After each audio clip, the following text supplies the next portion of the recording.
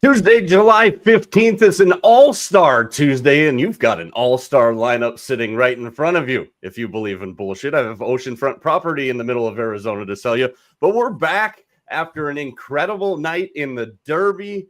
And guys, just when she told you that size doesn't matter, size really does matter, especially for the big dumper last night who put on a show. And despite only out-slugging Brent Rooker by 1/8 of an inch, he moves on, gets the chain in front of the family. Great night in Atlanta. We should have another one. What the hell is going on, Vegas Mac?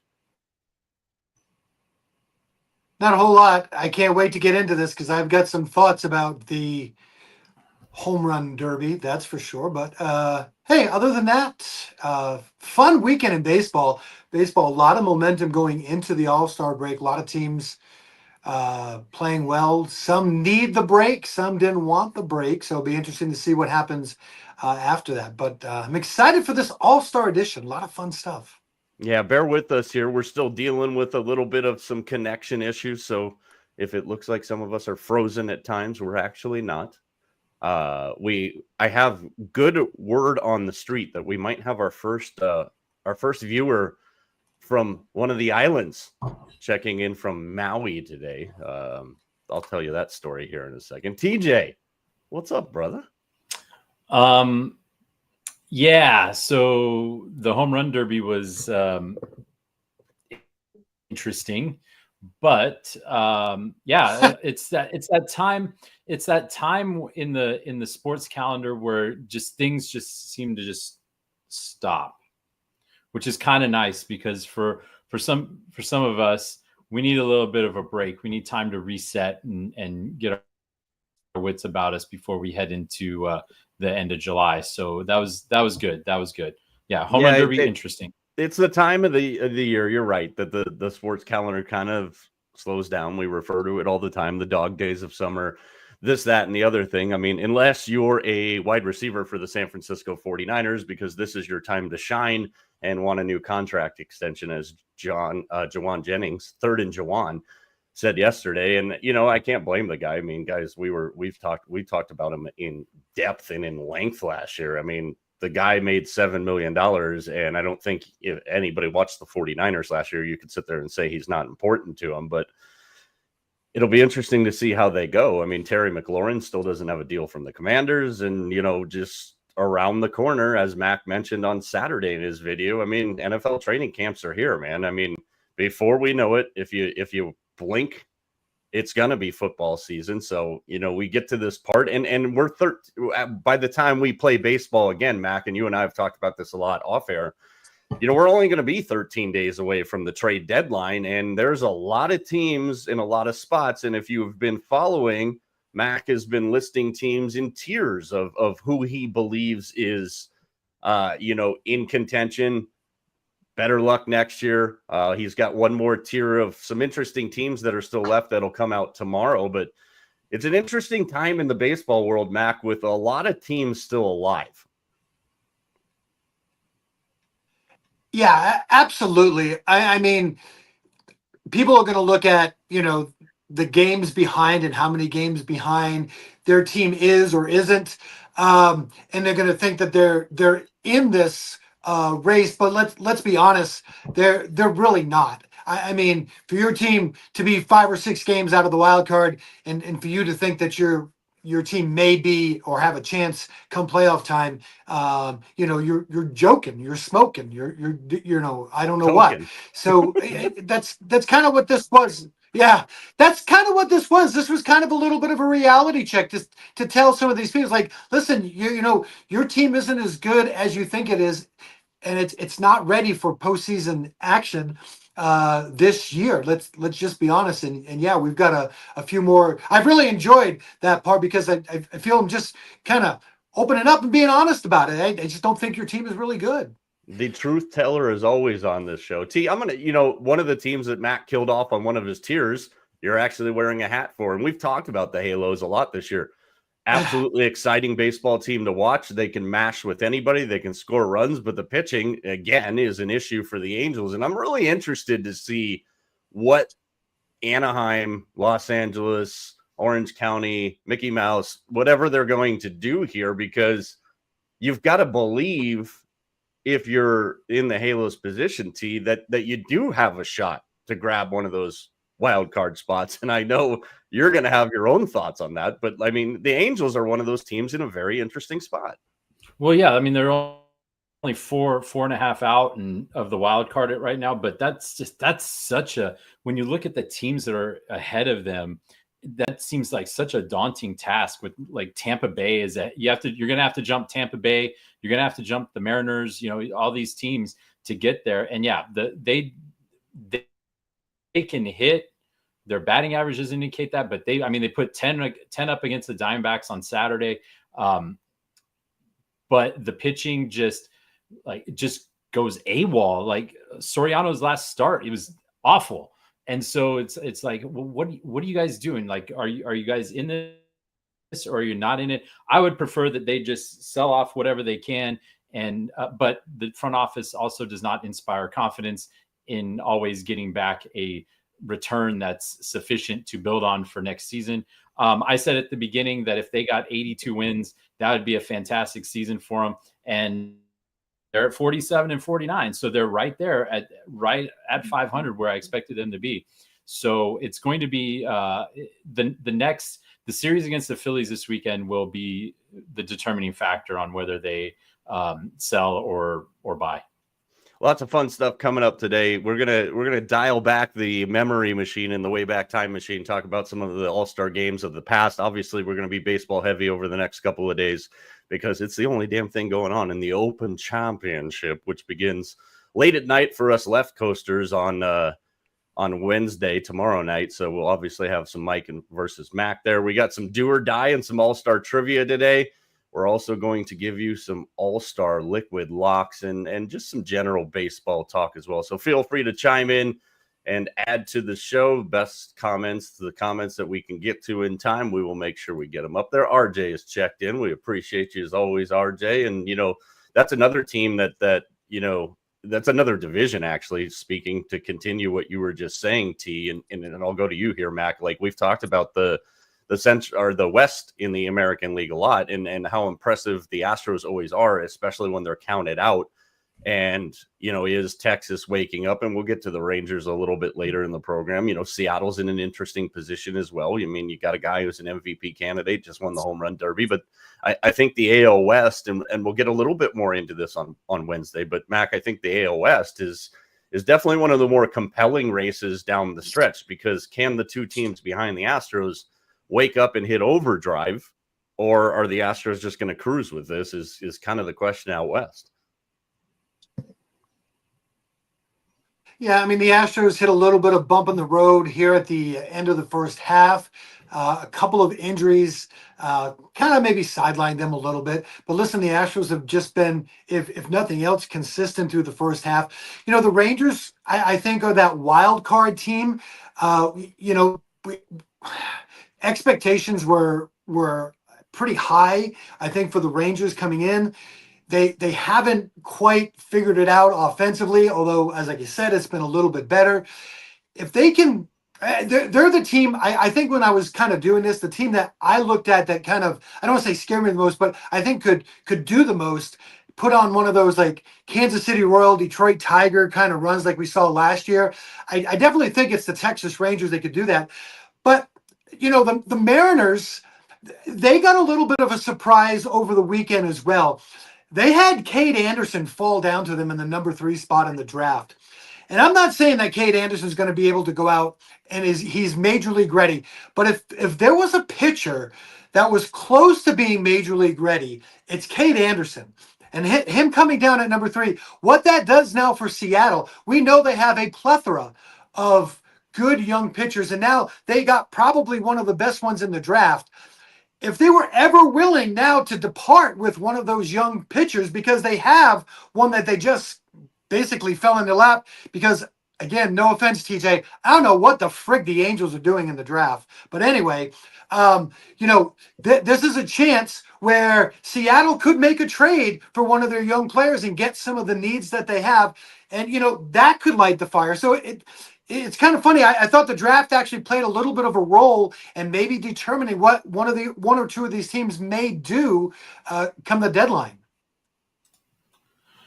Yeah, I don't know what they're doing in the draft either. I mean, it's a cool story, bro, but they just keep drafting pitcher after pitcher after pitcher that does nothing, and so eventually you need to change your strategy. I just thought it was really emblematic of the Mariners to have Brian Wu take a no-hitter into the 8th inning, up 5-0, and then the Mariners lose the baseball game.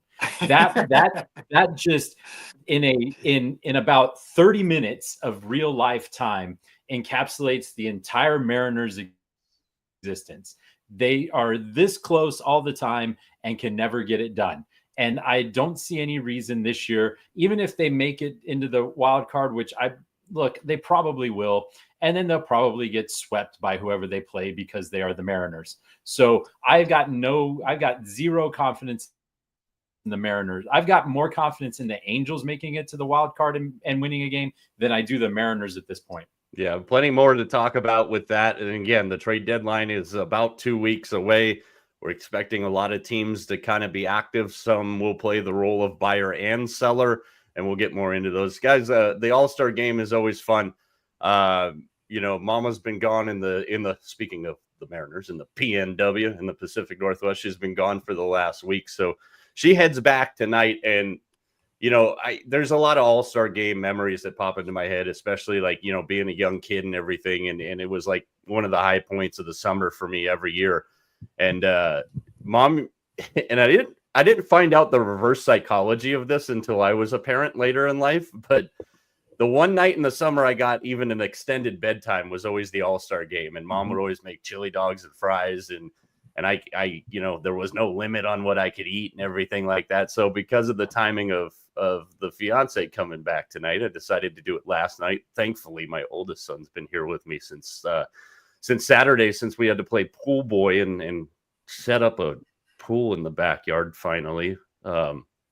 10 out of 10. Don't recommend that shit to anybody. But so last night I let him in on the tradition, and we did the chili dogs and fries Mom's way. So it was pretty cool while we were watching the Derby. I'm going to go around the room here before we get into some specific games. Mac, any All-Star game or home run Derby traditions or any things you like to do for these 2 nights of only baseball?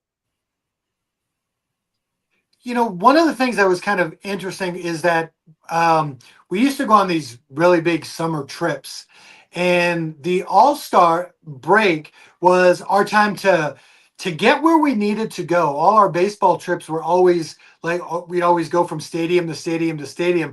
Well, this was a 3 or 4 day span where we could break away from baseball and get to places that we needed to get to, visit family, friends, and do other things besides baseball. So on our baseball trips, the All-Star break was kind of that break away from baseball, actually. So we could actually kind of do these other things and, and that was our big move going from, West Coast to East Coast if we were going to do it, because we didn't have to worry about getting to baseball games on those days. Yeah. As far as traditions go, no, I'm with the head guy here. It was one of those nights where even if it was in the summer, we always got to stay up late and watch it, and it was always must watch, right? Because it was teams that never played each other, players that never played each other in the regular season. So it really was a case where we got to see who the better league, which league was better. And I think since in the past 3 decades, that's kind of been muddied a little bit. So, but yeah, it was always just, you had your favorite players. Mine was T. Gwynn, and I always wanted to watch him do well in the All-Star game. That was always a big deal to me. Yeah, and let's go through a couple of these. I've got a couple that stick out. I know we all got a couple of those all-star games that kind of stick out in our head. And my first one was probably one of the more infamous ones. 2002 Milwaukee. You can't end in a freaking tie. I mean, that was just a weird game all the way around. You had the catch, Torrey Hunter in center field, and then the game ends in a tie, and Selig's kind of got this just like, oh, what? No MVP. It was infamous and it was just weird from step one. So like that's always one of the ones when we get to all-star time of the year, like we are right now, that just kind of pops into my head. I've got another one, but let's go around the room here, Mac. I mean, an all-star game that jumps out to you from years past. Yeah, I've got a couple. I'll start with the first one, and it's not even so much the game itself. It was what happened before the game, and that's 1999 at Fenway Park. If you're a baseball fan and you sat through that and didn't get goosebumps, that was the night that they brought Ted Williams around and brought him to the mound, and all the all-stars just gathered around. In essence, well, at that time, was the greatest baseball player who was living, and that was at Fenway Park. It was just an absolute magical, feeling. Watching it on TV, like I said, if you were a baseball fan and you didn't get goosebumps, you're not a baseball fan. That was like, I mean, even you hear it today, like the players who were on that field were emotional about being around somebody like Ted Williams. Yeah, that was a super fun one. Mine was the 94 game. The amount of talent that was on both of those rosters was completely unbelievable. Like you bring the crime dog in to pinch hit in the ninth and he goes yard to tie the game, which was freaking amazing. And then Alou hits the double and Gwynn scores the winning run, and he jumps up and he was really excited. And it was just, that was it to me. And the reason why that stood out is because a month later, there was no more baseball. Yeah, that absolutely. I mean, that was always one of the more infamous ones for sure. My other one, 1990, the All-Star game at Wrigley Field. So many things had to happen to make that game happen, modifications to the ballpark. And it was that one just, it's burned into my memory because it was just cool seeing an All-Star game at Wrigley. I mean, at the time, lights hadn't been around at Wrigley for a super long time. And in all honesty, I mean, the game was effing terrible. The National League only had 2 hits in the entire game. All the runs were done in the 7th inning by the American League. We had a rain delay. Rescue 911 was on during that All-Star game. Like, it was just a weird one. So I'm excited with the All-Star games coming up because we've got Philadelphia and then Chicago, and that'll mark 3 years in a row that we're going to have an All-Star game in a National League ballpark. But the game itself was horrible. It just, that one's burned into my brain. Mike, I have another one. I'm going to go way old school on you guys. I'm going to go back to 1983. And for me, this one was excellent for one reason. And that's because my favorite player, although he wasn't playing for the Red Sox anymore, he was playing for the Angels, and that was Fred Lynn. And he hit the grand slam against Atlee Hammaker, at Old Comiskey Park. And that was, like I said, I still love Fred Lynn. It wasn't his fault that he got traded by the Red Sox, but yeah, 1983, that was a whole lot of fun for me. T, you got another one? I mean, other than the 2011 one that I think we both went to when Jared Weaver started that game, that was pretty fun. But a lot of these games, we remember like this, the things around the game, but the games sometimes are just snoozers. They're like that 2011 game was a snoozer. But it's the atmosphere and all the stuff that's happening and seeing all the different jerseys of all the fans and stuff. That part's really cool. Yeah, absolutely. I got a chance to go to the only All-Star game I've ever been to. I went to the one that they had here in Arizona. We got to go to the Home Run Derby.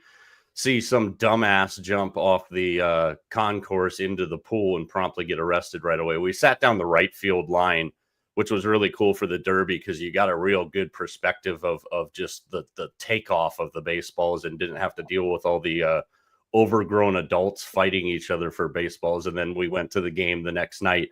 I had standing room tickets, but it was kind of cool. I mean, we were on the Coors Light porch, so if you know me well enough, you know that wasn't a bad place to be for me. But Yeah. you know, Mac, let's talk about the state of the game. And I'm going to bring up something, you know, as far as like the game itself. You've talked a lot about the event itself.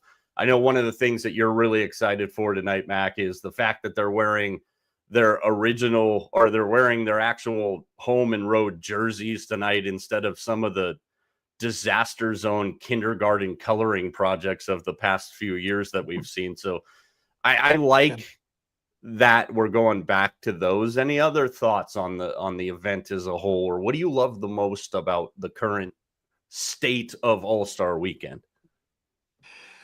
I think the one thing that I like is that I don't feel as though Major League Baseball has forced us with any of the events. Let me kind of give you an example. I feel like with the NFL, I feel they force us with some of their events. Like I don't really want to see, you know, NFL guys playing flag football or and a lot of these other things. I feel as though it's forced. I even feel like right now the slam dunk contest is kind of forced. For me, I thought baseball did a good job of it. It just, if I wanted to watch it, I could watch it. It was there. I like the fact that they used all of the networks. There was some stuff on MLB Network, some stuff on Fox, some stuff on ESPN. The draft, major sports, follow Major League Baseball's example of how to run a draft. Okay, I don't need 10 minutes on one guy. I don't. In 10 minutes, Major League Baseball had 4 picks in. Okay, I don't need, you know, to see the guys in the back and watch them come up and wear a hat for a team that they're never going to play for and all this other crap that all these other ones give us. Just give us the darn picks and let's move on. Major League Baseball did like the first 3 rounds plus compensation, all this other stuff, and it was great because you learned a little bit about the player. Your team was coming up. It wasn't slogged down. It was absolutely great. Now, they didn't do everything great, and we can get to that a little bit later, but I thought that's what I liked about the All-Star game, is that there was enough there. If I wanted, I could, but it wasn't forced down my throat. Yeah, I know, like when we talk about the evolution of the game and as baseball moves along and does this and does that, and you know, they go into everything. Mac will be back with us here in just a second. But as they go into everything, you know, obviously this thing will continue to evolve as the new network deal comes up at the end of the 28th season. Hopefully we don't have a lockout in between now and then, but like, what's something you'd like to see them add to the table here going forward? Well, I mean, my favorite player was Tony Gwynn growing up, and Tony Gwynn was probably the best hitter of my youthful generation, and he could pretty much put that ball anywhere he wanted.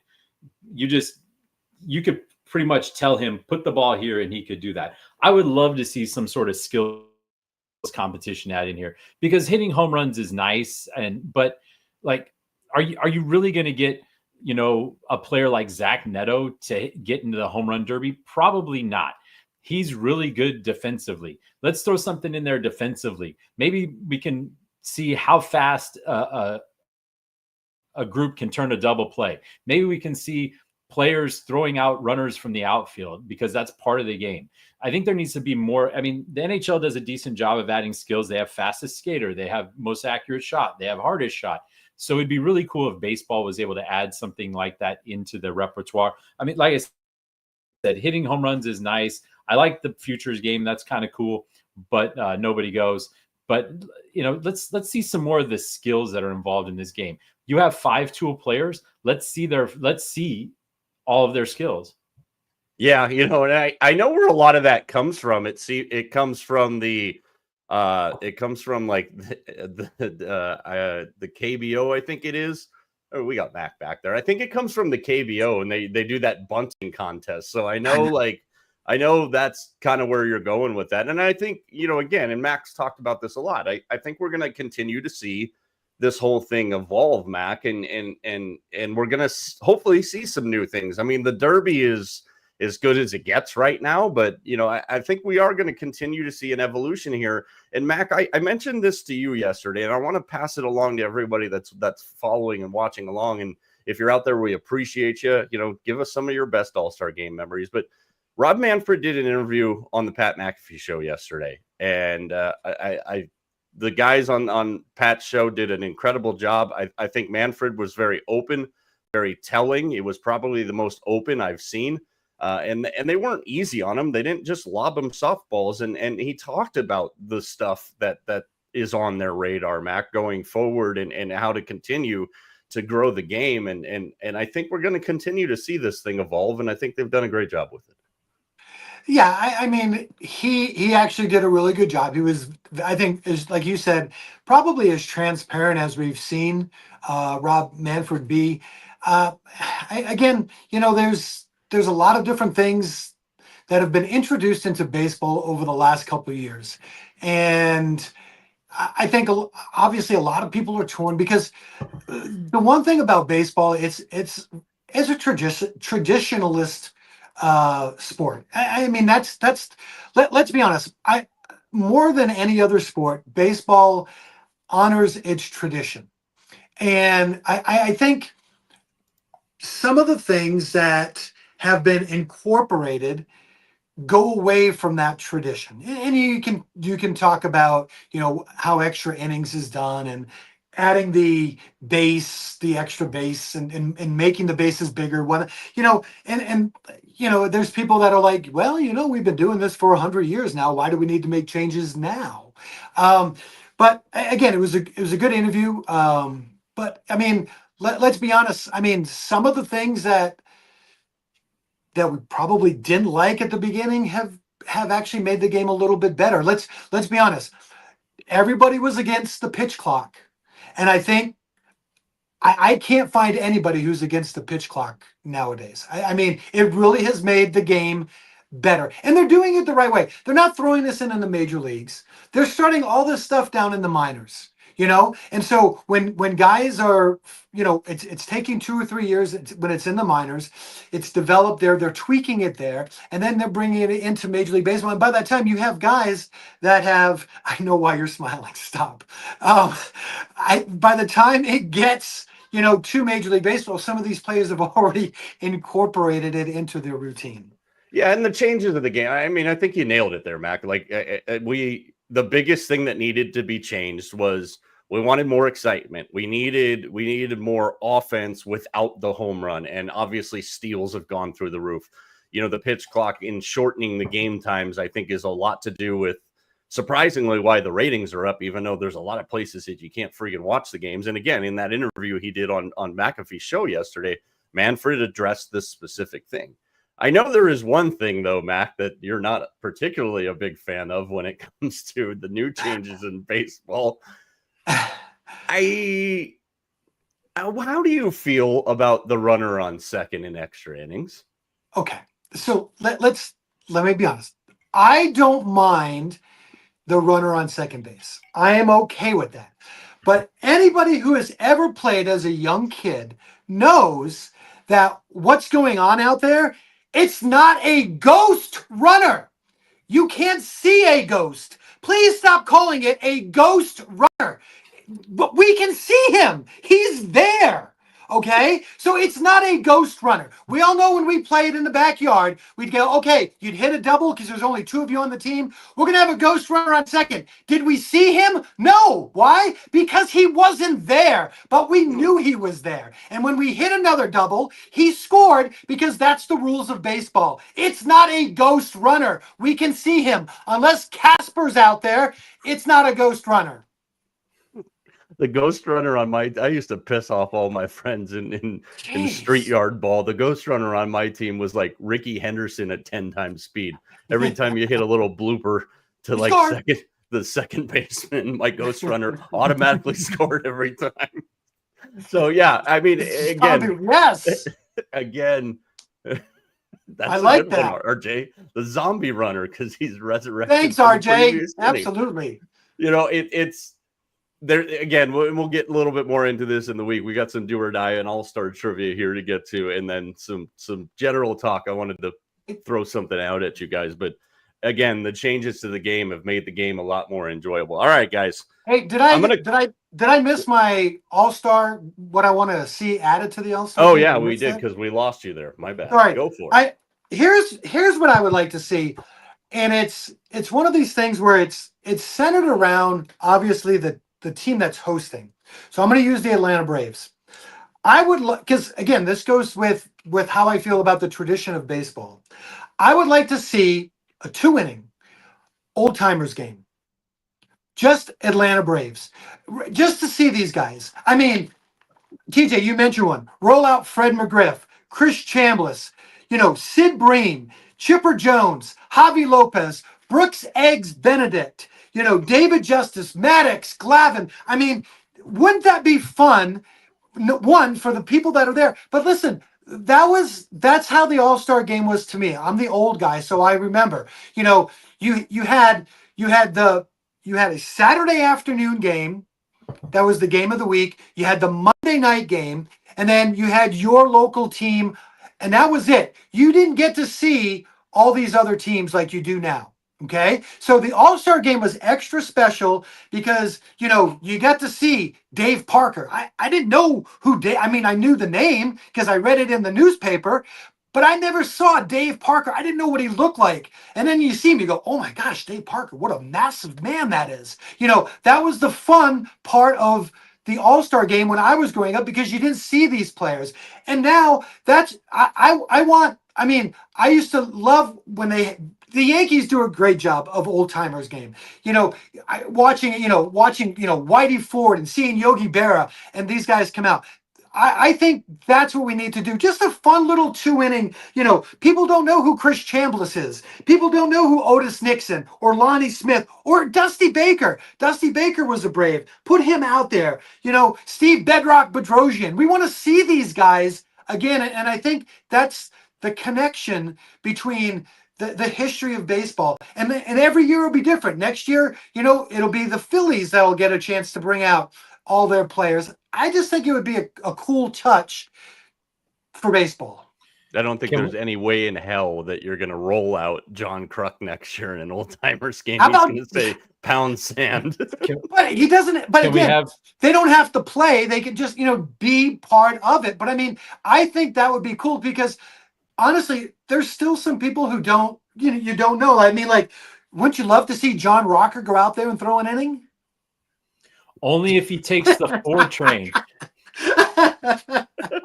Can we have Barry Bonds try to throw out Sid Bream at the plate again? Yeah. That would be then we can combine our 2 ideas. Right, but see how much fun that would be to bring these guys. I just think it would be a cool way to do it. A 1 or 2 inning little game, and just I think it would be fun. Even Chipper Jones. A lot of kids don't know they know the name Chipper Jones, but they've never seen him actually out playing. It would be kind of fun. Larry. It's an interesting idea. I think we need to be careful when we use the term rollout with some of these guys. For those of you curious right now, the 2 oldest rosters in Major League Baseball, speaking of an old timers game, they play all the time. The Dodgers and Padres, and then the Rangers. So shortly thereafter. All right. Do or die in a little all-star trivia here. Let's start with... I got to give Mac a chance to catch his breath after his Ghost Runner rant. So we're going to start with TJ. The last time the All-Star game was played in Anaheim, was 2010. Mm-hmm. I don't think either one of you will get this, but I'm going to start with you, T. Who was, without cheating, the MVP of the 2010 All-Star game in Anaheim? I have absolutely no recollection. Let's see, 2010. I am going to say Buster Posey. No. Apparently my cat out in the living room thinks he knows the answer. Mac, I'll give you a chance to jump in on this. 2010 All-Star game. Now, TJ was close. He was on a catcher, and it was a catcher. Who was the All-Star game MVP in 2010? Ivan Rodriguez. Wrong. The correct answer Brian McCann of the Atlanta Braves. Oh, is that the game where you hit like a couple of home runs? Yes.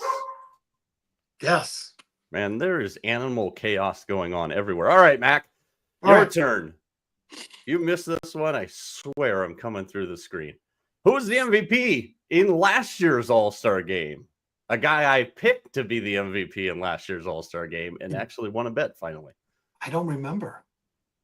See, and that's the thing. And we talked about this earlier. I do know. I do remember. I do remember now. It finally hit me. It was Jarren Duran. It was Jarren Duran. And we're going to make some All-Star Game MVP predictions here at the bottom of the show. The All-Star Game MVP to me, guys, is the hardest to pick because you only get some of the starters out. Like the position playing starters usually only play 2 to 3 innings, depending on the makeup of the team. And we know that most pitchers only pitch an inning. I think a lot of people are hoping to see Scooby and Skeens pitch more than an inning tonight, but I don't think that's going to happen. All right. Now we're going to play a short version of High or Buy. I'll start with you, Mac. The hottest team in the American League to start the second half of the season is going to be the Texas Rangers. Detroit, Sacramento, Atlanta, Anaheim, and Seattle is how they open the second half of the season. I'm going to buy that. I'm actually starting to believe a little bit in this Texas Rangers team. I like the way they played going into the All-Star break. I've seen a lot of positives with that team. I think the Texas Rangers are going to be a scary team in the second half. I don't think many people would disagree with you there. All right. T, the hottest team in the National League to start the second half will be the Cincinnati Reds, who have the Nats, the Mets, the Nats, the Rays, the Dodgers, and the Braves. I would buy that. They are able to line up that pitching in nicely. And look, the Reds are one of those teams that needs to crap or get off the pot at this point.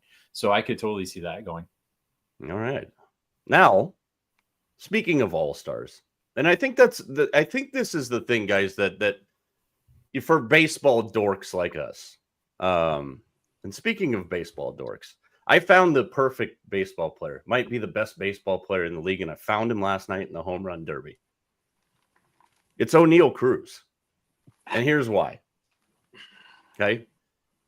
O'Neal Cruz is the prototypical darling of the analytic nerds when you look at barrel rate and exit velocity. And Vinny Pasquantino last night, when Cruz was putting on that show at the beginning of the Derby, he said, I can confirm that O'Neal Cruz, when he's hitting, is the scariest player that I've had to play first base against. I mean, that's a guy that literally is standing there while this guy's up. I mean, and you saw it in the Derby last night. But I think he's the best baseball player because he's the perfect baseball player because he fits the analytical dork side of things. And then he fits God, this dude can just mash baseballs. And yeah, there's been some times where his effort has been questioned out in the outfield. But, the problem with O'Neal Cruz, and if you watched Monday Night Raw last night, you're going to get this reference here. O'Neal Cruz is on the island of irrelevancy in Pittsburgh, just like Paul Skeens is. So I don't know how many people have actually spent time watching O'Neal Cruz before last night. And I think this is one of the cool things of the Derby, guys. And I'll start with you here, Mac. I think this is one of the cool things of the Derby is you get to see some of these guys, and they talked about it on the broadcast a little bit last night. You get to see some of these guys that you probably haven't watched a ton because let's be honest, who's rolling out when they're thumbing through their baseball package and going, damn, I want to watch the Pirates on a night that Paul Skeens isn't pitching? Probably not many people. Right. And I mean, and that's the thing. And now O'Neal Cruz is a good player, but here's a glaring stat that hurts him. He's batting .212, but in this day and age of baseball, .212 is not frowned upon. It's just not. It's the way that the game is. And again, one of the things that I did say in my video, because it shocked me when I was kind of researching it, was that there was no player in the National League that had an average above 300. I mean, how silly does that even sound? But I mean, here's O'Neal Cruz. I mean, you're right though. from a tools perspective, I mean, this is a guy that plays, he's got a tremendous arm. I mean, he's got a rocket arm. He's got the build. He's a big guy. When he makes contact, he can hit the ball, as we saw last night, a country mile. But for me, as a baseball fan, like, I get very frustrated with him because he just doesn't put the ball in play. I mean, he's hitting 212. I mean, he doesn't feel as though he's helping that team win with all the talents that he has. T, that brings me to an interesting point. I'm glad you brought that up, Mac, because I saw a tweet from Mike Cameron this weekend, and during the draft, like, I don't know who it was because I didn't get to see the draft because I was playing Mikey the pool builder, but like they were commenting on, it's not that big of a deal if you only hit 220. And Mike Cameron was like, I fought my ass off to hit 275, 280 with, exponential power. And the reason I want to go to you on this one, T, is I know, and you've shared it with our audience, that, your all-time favorite baseball player is the greatest hitter that we've probably ever seen in Tony Gwynn. Like, the batting average stat in this day and age of analytical dorks has been something that I think is kind of overblown, but I also still believe in a batting average stat tells me a guy can put the ball in play, T. Well, it's 100% accurate. I mean, you see, like, you can look at, and when the baseball, when the player comes up and they throw his stats up there, it used to be average, home runs, RBIs. Now it's average, on base plus, or on base percentage, and OPS, and all this stuff. So you can see where the analytics dorks got involved in this. But you're exactly right, Mike. If you can't put the ball in play, then none of those numbers matter. Because if you're not getting on base and you're not putting the ball into the outfield, like, and getting hits consistently, you're not long for this game. I don't care if you're O'Neal Cruz or Mike Cameron or Joe Bag of Donuts. If you cannot hit the ball and get hits, there's a reason why Freddie Freeman is so good. The dude might hit 700 doubles in his career. 700, which is astounding. But he puts the ball in play and he's successful at it. And if O'Neal Cruz keeps hitting 212, he ain't gonna be in many home run derbies. In fact, he's not gonna be on any baseball teams. TJ, I'm glad you brought that up. So just a couple of things. I actually was watching right before the break the Pirates broadcast, and when the Pirates came up to bat in the bottom of the first. Now this was on the Pirates broadcast. You know what they showed next to the players? They didn't show their batting average. They showed OPS. I was like, are their averages so bad that you don't want to show them, that you have to show another? That's the first time I've ever seen that. It was the first inning. And I'm like, you didn't show their average? I'm like, again, I get it. I mean, a lot of these stats are good. They can tell a story, but here's a story that I can, and I'm not dumping on O'Neal Cruz. I'm just not. But here's a story I can tell you. He has 307 at bats this year. Okay, and I'm just going to do a little bit of math in my head. He has struck out 116 times.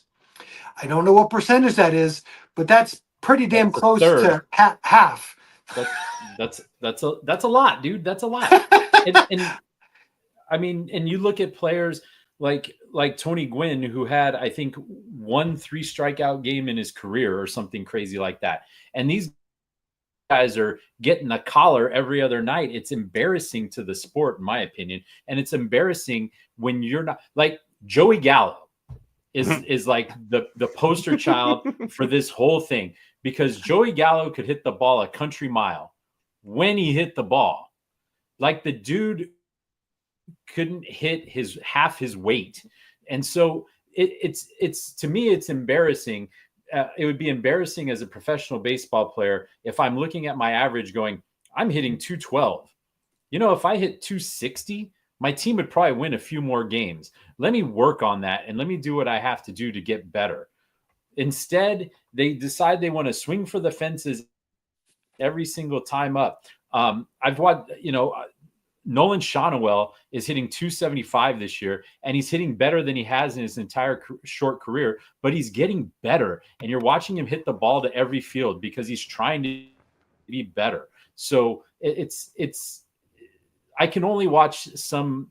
I don't care who you are. I can only watch you strike out so many times before I go, you're done. I can't watch you anymore. You guys put this one on an absolute tee for me because I want to go around and we talk about the All-Star game. It's obviously great because it's the biggest collection of the game's best players. And we talk about great hitters and stuff. It's like, for me, obviously, watching the Giants and being a Giants fan, as painful as that is a lot of the time, Buster Posey was a tremendous hitter. He's a Hall of Famer. He's going to be a Hall of Famer, not only because of what he did with the bat, but because what he did behind the plate. Buster Posey never hit 25 home runs in a season. His career high for home runs in a season was 24 in 2012 when he won the MVP. So, that's the deceptive thing. And again, like we say it all the time, like, stats don't tell you the actual story. And, if you had the over-under on how many times Country Mile was going to be used on today's show at 1.5, you just became a winner. Now, when we thumb through, and especially at this time of year, because we've talked about it, it's the dog days of summer, guys. And I think we each got about 2 guys here. So I'll start with my first one, but what I'm talking about here is, who's the guy that doesn't play for your team and you want to watch some baseball because it's a Tuesday night, you're chilling in the backyard, chilling in the pool, hopefully, fingers crossed. And you're like, hey, this guy is on TV tonight. I want to watch him play. I think my 2, for anybody that's followed our show long enough, are blatantly obvious. The first one for me is Bobby Witt Jr. If the Royals are on, despite the fact that the FanDuel Sports Network and the Royals broadcast, the audio is absolutely horrendous every time I turn them on. But I'll watch Bobby Witt Jr. every time I get a chance to. When he's on, I'm pissed that I missed the Royals when they came to town because of Cags and Bobby Witt. But give me let's go around. That's my first one, is Bobby Witt Jr., a guy I love watching play baseball. Mac, who's one of your guys that he's on, I'm watching? He's kind of popped up on my radar this year because he's really exciting, and that's Pete Crow Armstrong. He's just one. He's got some pop. It reminds me a lot of Jaron Duran, who I love. But he hits a ball down the line or in the gap. You're looking at a triple, and I think a triple is one of the most exciting plays in baseball because you don't see a lot of them. And you watch him run the bases, and those are the things I like. I like watching him. He's on first base, and a guy gets a single to right field. I want to see him get to third. That's the baseball nerd in me. And watch him run the bases, how he cuts the corner at second and gets into third. For me, Pete Crow Armstrong is one of those guys I've really kind of started to gravitate towards. He plays good defense. He's just exciting offensively as well. T, give me one of yours. Along that same line, I like watching Corbin Carroll for the exact same reason. I think that guy is just amazingly fast. I love watching him run the bases. He's a solid defender. I wish he'd hit a little bit better, but he's really fun to watch with the same idea as Mac just had. Yeah, it's kind of ironic. I mean, the 3 guys we just talked about, I mean, they're very similar players in their aggression and the way they play the game. My second one, again, anybody that's followed our show, this is no surprise. I mean, this guy was the guy that we kind of created Mike's man crush on from the day he stepped foot in the league to the moment he was almost a San Francisco Giant, which would have been like absolute dream scenario for me. But Bryce Harper. I can't watch Bryce Harper play baseball enough. I mean, and we've seen it a lot because I've said it a bunch of times. Phillies baseball at the bank in October is an absolute vibe, and he is the conductor of the orchestra for that. I mean, a violent swinger when he connects with the baseball. I mean, he knows how to step up in the biggest of the big moments. So I'm hoping that for my fandom's sake and just for the game of baseball in general, that Bryce Harper, now that he's back off of that injury list stint that he really kind of gets rolling here in the second half, and it makes Philadelphia still one of the more dangerous teams, as long as you don't have to get to the bullpen in Philadelphia, because their bullpen sucks. Mac, give me your second one. All right. Well, this one is not going to be a shocker again because of what I love, but being a catcher, I love watching good catchers. This is a guy who defensively does everything you want behind the plate. He's also fun to watch offensively, and that's Adley Rutschman with the Orioles. Again, I geek out watching guys catch, and so he's the guy. If he's on, I always like to watch the Orioles just because I like to see, because I'm always watching the catchers to see what they do. And to me, he's one of the best defensive catchers going. And like I said, the fact that he's such a good hitter, I enjoy him. T, last one. I'm not going to be shocked, I'm sure, with this one. Vlad Jr. Just because, I mean, it's in the bloodline, right? He's got to be a great hitter. And you're starting to see, like, he had that season where he mashed home runs, but I mean, he's playing in a minor league park for most of the year. This guy is starting to put it together, and I'm hoping that the contract that he signed, I hope he can like settle into his spot onto this team as a leader. And yeah, he's just fun to just watch, just mash the ball. Yeah, absolutely. You know, feel free to follow us on all of our social channels at Mike Arana Show, everywhere but Snapchat. T, why are we not on Snapchat for the folks that don't know? Well, we are not on Snapchat, Mike, because Snapchat sucks and we're not 12. Exactly. We'll have more stuff coming up today. TJ's got one final look at the NHL. We've got Mike versus Mac tomorrow, the final tier.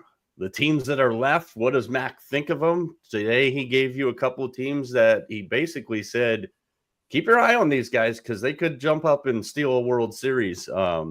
And plenty of stuff coming up later this week. On tomorrow's show, obviously, we'll talk about the All-Star game, recap it a little bit. Hopefully, it's not a snooze fest. We're going to talk about some religious sports experiences tomorrow, stadiums and events and tailgates that we've been to. I'm going to take a look at some of the broadcast pairings in Major League Baseball, obviously update you on anything that's going on in the NBA, the NHL, the NFL as we get a little bit closer to training camp. And then we're going to take a hard look at the trade deadline on Thursday's show as well. And then we will have an announcement for you next Tuesday.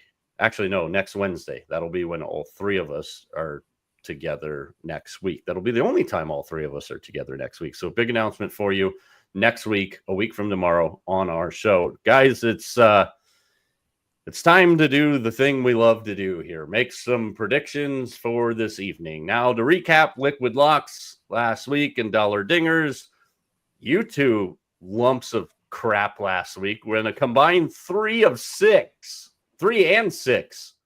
Now, if you're the Colorado Rockies, that is fantastic. Unfortunately, we are not the Colorado Rockies on this show.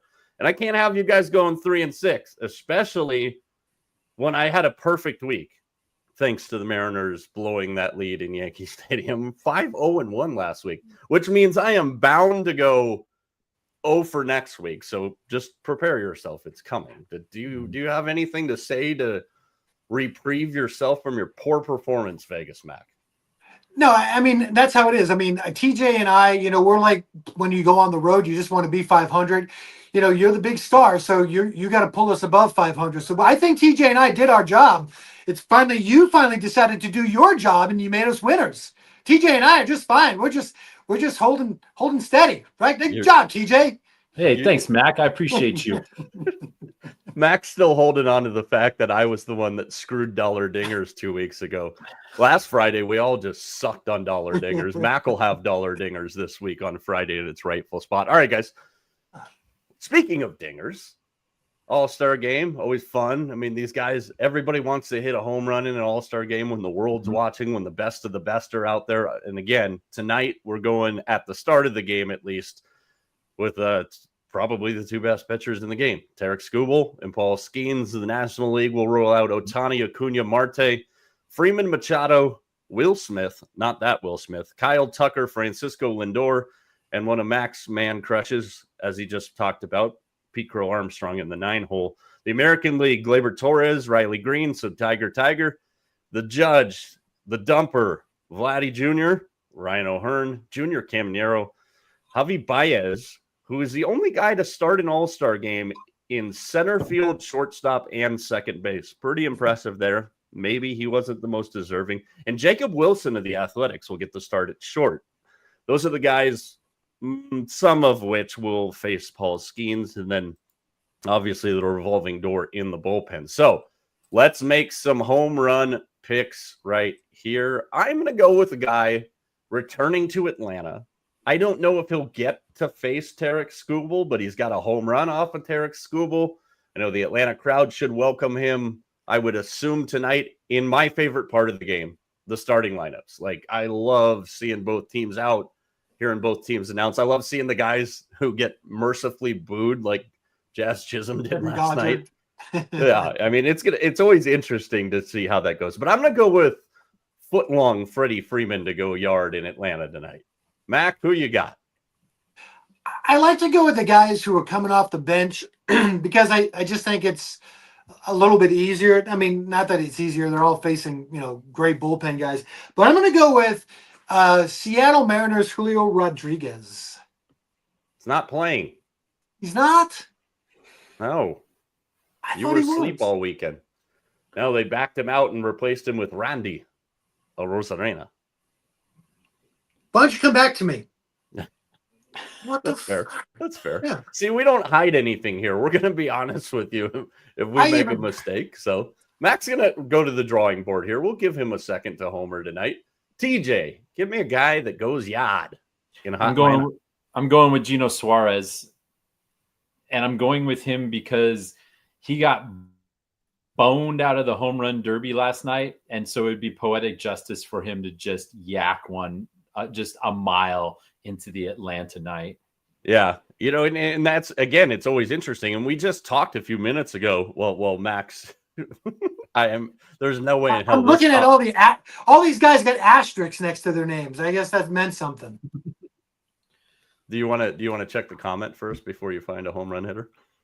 Yeah. No, I'm still looking. Oh God. I don't even know. Keep going. But I think, I'm actually interested to see how long this takes him now. But, the interesting thing, and Mac, you brought it up like a second ago, not to distract you. I mean, you keep doing what you need to do there.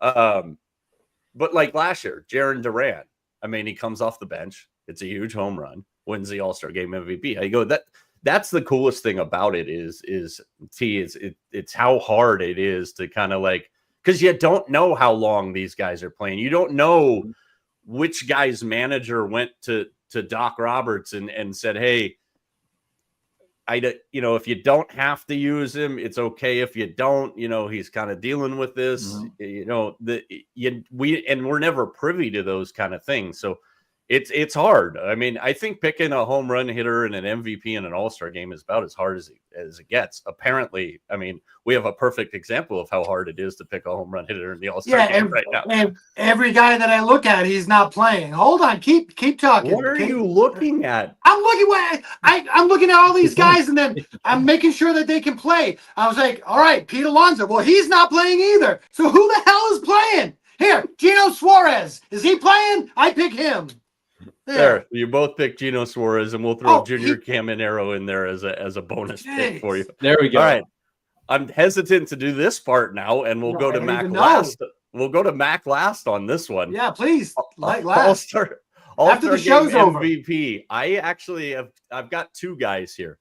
I do think the National League is going to win tonight. I do like the National League team. I know the American League has dominated this game, so I wanted to find a guy who was in the starting lineup, and I wanted to find a guy who was going to come off the bench that I think could perform well, maybe hit that Jarren Duran type home run. So I went with Fernando Tatis of the Padres and Pete Crow Armstrong of the Cubs. Those are my two guys for MVP. TJ, who is your MVP pick for the All-Star game? Well, I'm going to go with Gino Suarez again for the same reason I indicated before. He's Makes my sense. Guy. He's my guy coming off the bench. For a starter, I'm going to pick Vlad Jr. So Guerrero and Suarez for T. Tatis and PCA for me. Okay, hold on. I'm reevaluating my circumstances here. Please. Yes. So am I. I mean, yeah, exactly. I'm changing my home run guy.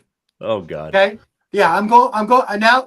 I'm going to pick somebody I know is playing. Aaron Judge. There you go. I'm picking Aaron Judge because apparently he's going to actually play.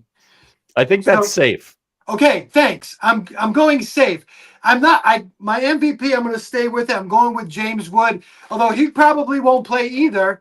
But there's no asterisk or dollar sign or plus mark next to him, so I don't freaking know. Just if he's not playing, don't put him on the damn list. It's pretty simple.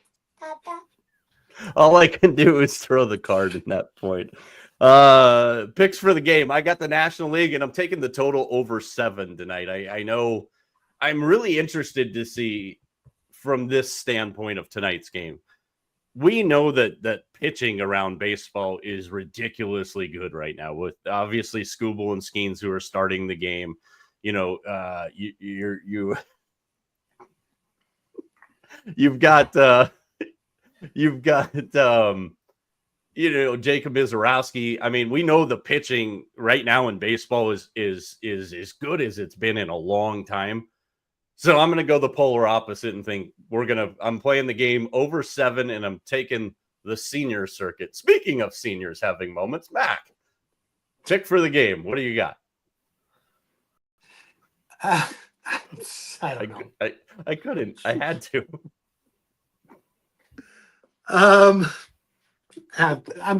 Hold on. Let me check my notes. Throw those out. Because is it still the American League against the National League, or have they changed that as well? No, it's AL and NL. The game is being played at Truist Park in Atlanta. It is summertime in Atlanta, so the temperature's very high, good for balls traveling. Yes. All right. I am going to say that the National League is going to win. My reasoning is because they haven't won in a while. But I'm going with the under. I still don't think it's so tough. I mean, you're basically facing everybody's number one guy coming out of the bullpen or number one starter. It's just so hard to put a lot of runs on the board. So I just National League, give me the under, and put a little asterisk and a plus and a dollar sign next to it as well. Gee, give me a game pick. Hey, there you go. I'm going with the American League tonight because this is going to go exactly as Paul Skeen's season is gone. He's going to pitch great and get no run support. And I'm going to go with over 7. I think this game is along the lines of a 6-3 game, but I'm going to take the American League. Good, because we knew if all 3 of us picked the National League, then the American League was going to win. All right, so Vegas Mac collects his notepad and starts to dissect dollar signs, asterisks, and plus signs tonight. I would love to be a fly at the dinner table at the McKenzie house tonight. For everybody behind the scene, for Vegas Mac, for TJ, I'm Mike. We'll talk to you tomorrow. Enjoy the game tonight. We're out.